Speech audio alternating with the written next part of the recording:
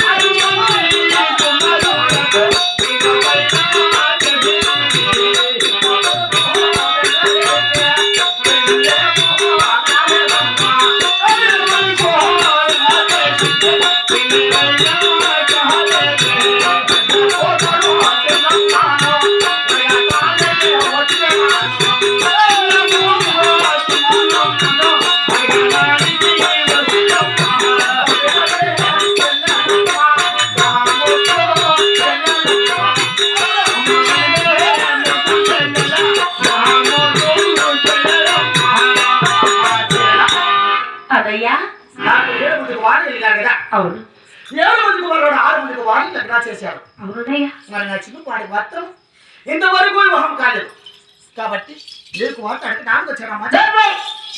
ఏమ్మా సిగ్గులేదయ్యా? ఏం మొగ్గు పెట్టుకుని ఆ పావులు ఉడగొచ్చు?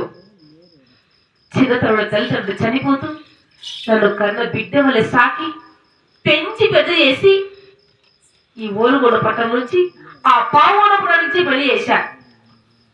పెళ్లి చేసి 30 సంవత్సరాలు అవుతుంది. అవునే ఎరడిగల చూడడానికి వచ్చావా? నన్ను ఏ నాటికైనా పుట్టింటి మనం ఇచ్చావా?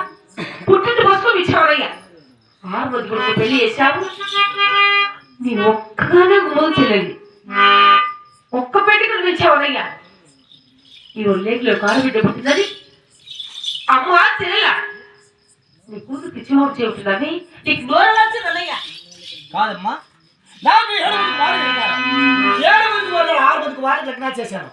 6 మంది కుమారులు లగ్నం చేసినప్పుడు చేతులు జాకెట్లు పసుపు కుంకుమ మరి పూస గాజులు అన్ని పంపించాను. ఎందుకు నువ్వు నోరు మూసుకోదయ్యా. చాలా మంది ఇచ్చాను. అవునే అన్నం వచ్చినందుకు చక్కగా నీకు మర్యాద ఇచ్చాను.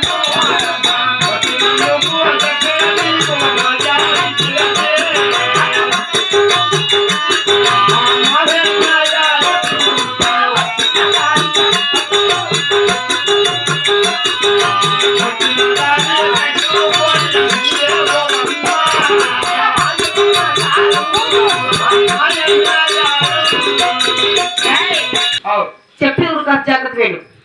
వారం వంటకు బాగుండకు మధ్యలో పాడాడు పాడేటి పడి సర్వనాశనం అయిపోండి. ఎలా చెత్త మళ్ళా కథ ఆడదామని